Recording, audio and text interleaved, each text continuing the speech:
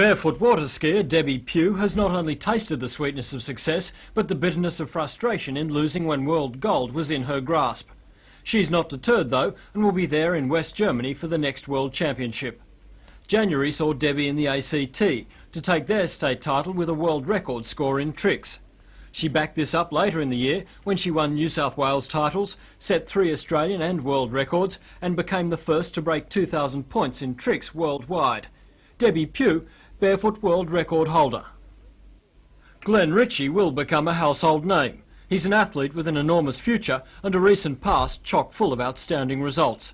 He started the year with wins in the 800 and 1600 metre Australian Professional Championships and the national 15 km pro title in an Australian course record time.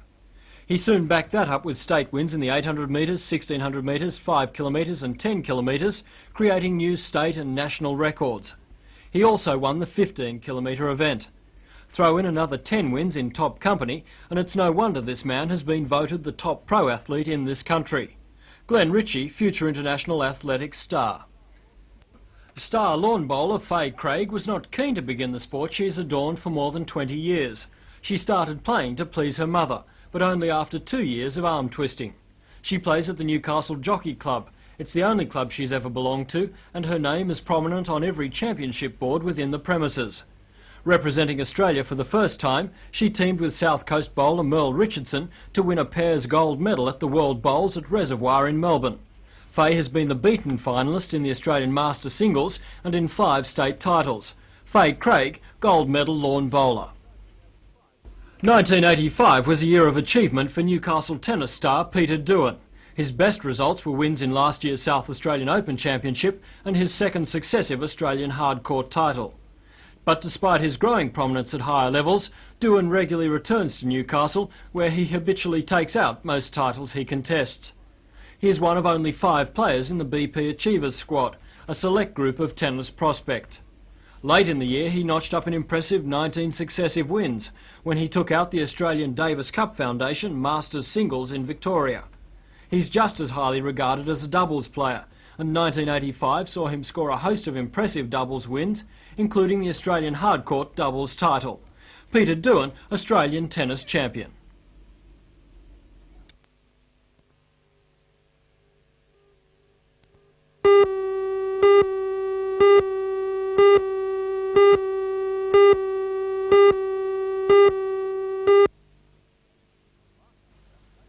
Last year, allegations were made that about 40% of children in the Lake Munmorah area suffered from asthma, that it was caused by pollution from the power stations in the area. In fact, Newcastle MLC Virginia Chadwick has just written to Health Minister Ron Mulock asking when the investigation into reported high asthma concentrations and pollution levels in the Lake Munmorah area would be completed and the findings made public. Royal Newcastle Hospital's Dr Michael Hensley is a member of the team of experts chosen to compile a report into the situation in the Lake Munmorah area. Well, Dr Richard Henry and I from the University of Newcastle have been asked to submit to the Electricity Commission a protocol for a study to investigate whether or not there is a problem with asthma at Lake Munmorah, and if there is a problem with asthma, to find out what the cause is. I would anticipate that our protocol should be ready within the next month or so, and then we would then carry out a study over the next 1.5 to 2 years.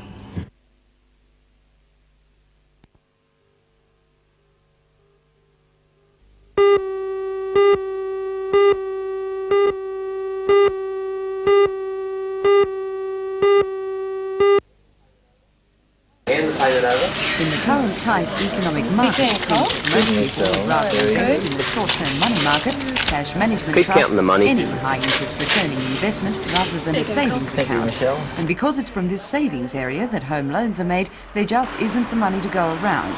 Almost all banks in the Newcastle area say they are restricting their home lending to current customers, with a concessional housing rate limit of $30,000 topped up with a personal loan to make up the shortfall. Interest rates vary from 13% on a tiered system, depending on how much you want to borrow. Building societies have placed similar restrictions, with interest rates starting around 14% and increasing progressively. And unfortunately, most can't see any easing of the tight money situation in the near future. The credit union area differs widely, but there is at least one institution which appears to have thrown open its doors for home loans.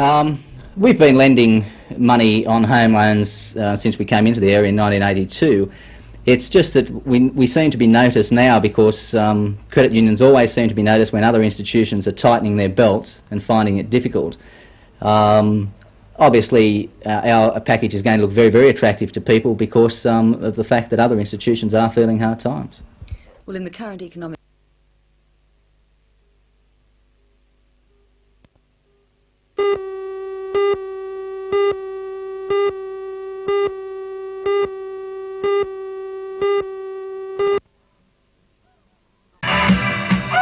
Summertime and the living is easy, especially if you were among the large crowd at Bar Beach for the regional final of the Super Summer Girl Quest.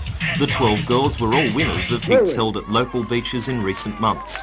They took to the stage one by one to give the judges and the crowd a rundown of their talents. There were several prizes up for grabs. The Kodak Award for Miss Photogenic went to 21-year-old Deborah Jorgensen from Corlett. Nerida Roberts won the Chapstick's Lovely Lips prize. The main prize was a trip for two to Surfers Paradise. Although the judges found it hard, they eventually declared Leanne Payne the winner. Leanne received the title and the sash from last year's winner Patrice Cook, and now goes into next weekend's grand final at Bar Beach against girls from Bega up to Surfers Paradise. Leanne Payne, everyone, our regional finalist.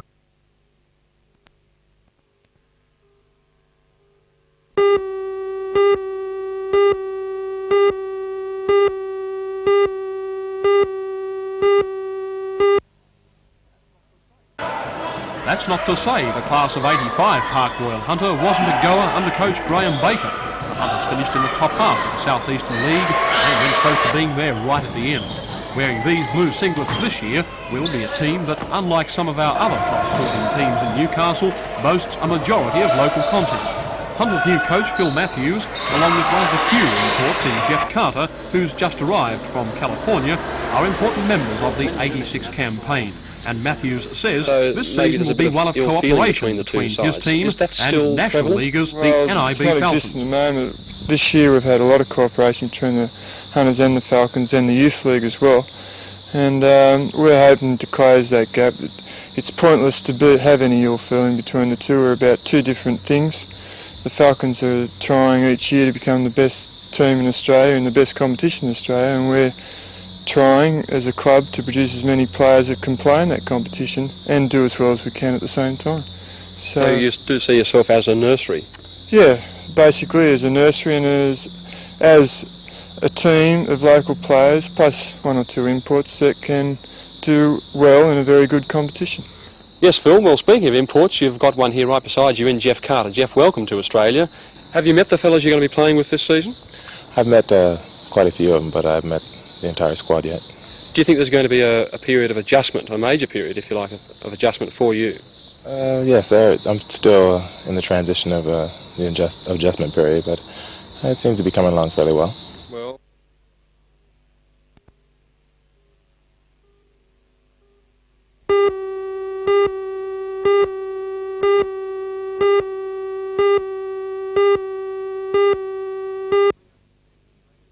From 350 metres from Today home, I looked into which the is matter with coming up shortly. NJC Chairman Kevin Johns, a local race caller and NBN tipster Gary Harley, with the aid of video replay from both angles, laterally, or as we normally see racing, and head-on, as is available to the stewards only. This is the race. Island Joe, first past the post, is in front. Green jacket, yellow cap. Running third on the rail, in the yellow and black colours with the black cap, is Gervin Prince, ridden by Robert Thompson.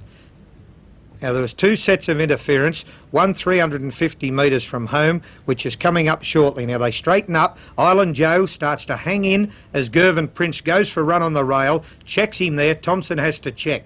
Marnie then pulls Island Joe away from Gervin Prince, starts to ride him hard, and Gervin Prince continues to come along the rails. Now, near the 200 metres coming up shortly, Island Joe runs in badly, severely checks Gervin Prince. Thompson has to check. Island Joe goes on to win by official margin of 2.5 lengths, which now appears to be only 1.5 lengths to 1 3/4 lengths.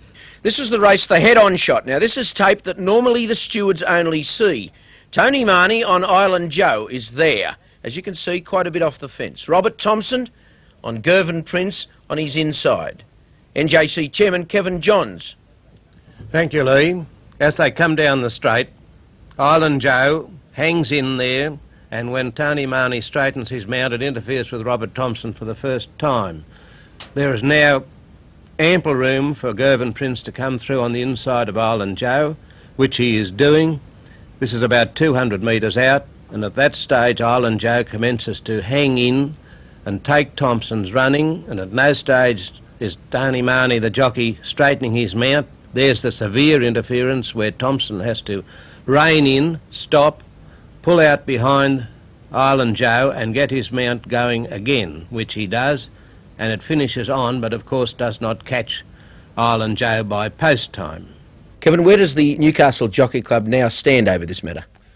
We stand very, very satisfied with your help showing the films to the public and with the AJC committee endorsing the actions of the stewards in upholding the protest and showing that there was no local boy favouritism.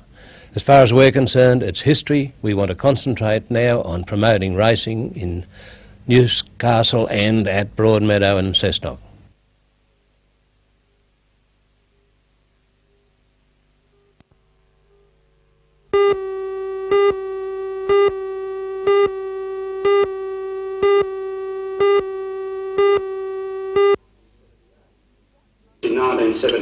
The joint luncheon was attended by more than 240 of Newcastle's prominent business people.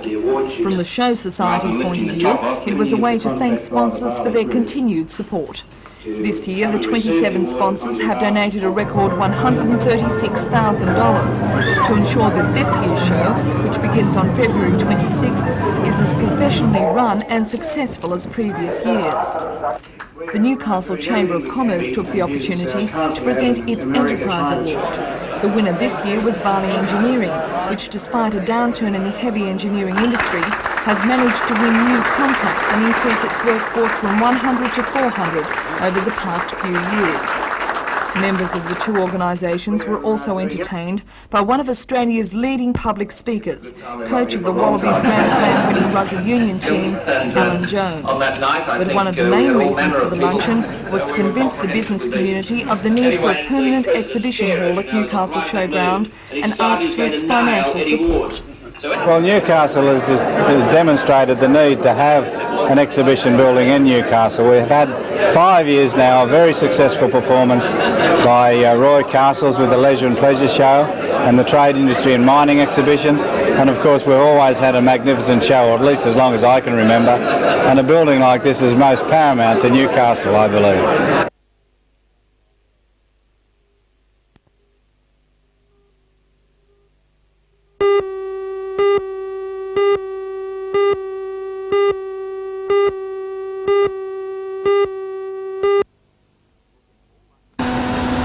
Looking more like a moon buggy than a mining machine, the gas recovery drill represents the state-of-the-art in mine technology. The drill cost $500,000 and was built by J.H. Fletcher in the United States. Titan is the Australian agent for the machine and built the electronic power pack that drives the hydraulics. The drill will soon be shipped to the Tower Colliery on the Bulli Seam near Wollongong, where it will be used in Australia's first major mine recovery project. The $10.5 million project will extract 150,000 cubic metres of methane gas a day from the mine. That's 2% of New South Wales' supply. The drill bores holes up to 2 kilometres long through the seam, allowing the gas to escape under its own pressure and be collected. Extracting the gas has the added benefit of removing the threat of explosions during mining. The concept is so simple yet effective that sales manager Kevin Morris is confident that Titan will sell more of the drills. Yes, I think we will, because the mining industry will soon learn that there is a lot to be gained by taking the gas from the coal, to use the energy that's available and also to make the coal safer to mine. So there could be lives saved in this particular thing, so there's a lot of spin-offs as well as just using the gas. I'll take that.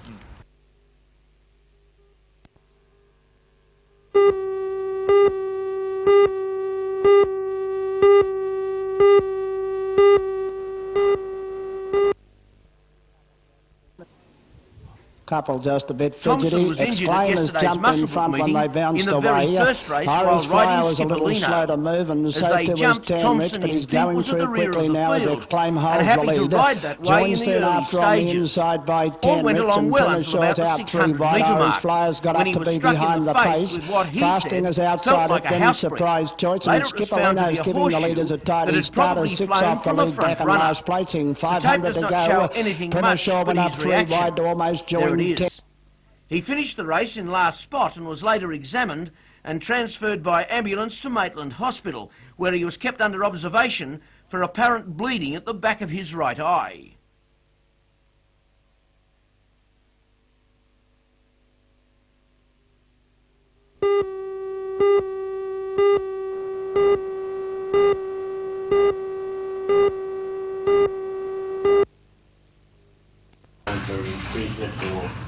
Operation High Profile was launched in a blaze of publicity.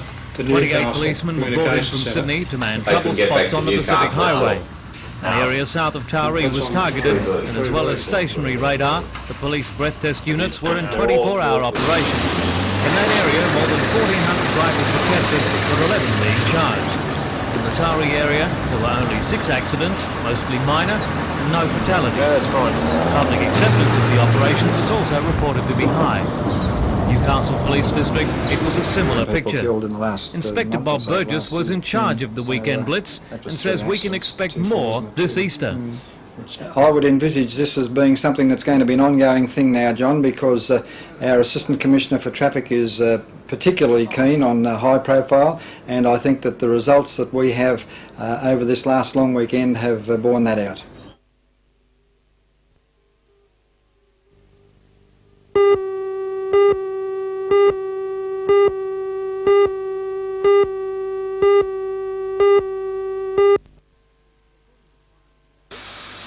According to firemen, there are an average of 3 chemical spills throughout the state every 2 days, hence the importance of demonstration drills such as this one. Similar spills pose a grave threat to the public and to the men who must clean them up. Although these specifically designed suits offer firemen adequate protection, there are still minimum safety measures that must be remembered and contingency plans and regulations that must be observed. Each fireman must be relieved of his duty in a suit every half hour, and to ensure there's no chance of chemical burns, each suit must be thoroughly washed down and properly discarded. It then must be packed away and sent to Sydney for special cleaning before being used again.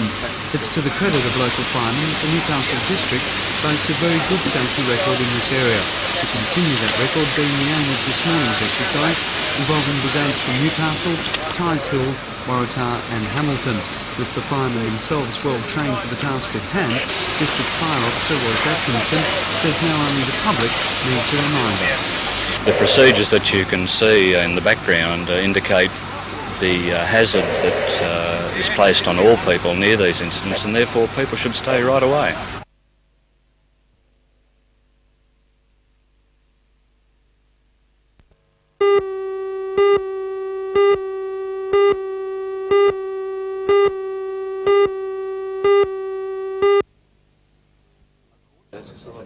According to Pre-Apprenticeship Coordinator Bev Smith, applications for the courses which cover most trades have dropped from 700 last year to 200 this year. That means there are plenty of places left. Bev, why do you think you've had so few enrolments for the pre-apprenticeship courses? Well, I'm not really sure what the main reason is. I think it's probably some adverse publicity to the trade areas, lack of employment, mainly probably in the engineering trades, now the publicity about the building trade game. No training is wasted, and I think that anyone that does a pre-apprenticeship course has to have that much better chance. You know, they're offering an employer some experience in workshop situations, as well as they've got their theory knowledge. You know, they've got, probably most of them, 2 stages of their technical training. So there are positions still available at this stage? Yes, there are. Yes, quite a few. Today was the first official enrolment day at tech colleges for 1986. Another enrolment session will be held tomorrow afternoon. At Newcastle Tech today, one course which received a strong response was Business and Selling Skills. Coordinator Jan Lee says the course often leads to a job. Almost all of them find jobs. We had 2 courses last year, and the first course, most of those people are are employed, and I heard this morning that there are 2 more employed from the last course, and I saw 2 people today enrolling in the marketing certificate. So I think we've got a fairly high success rate.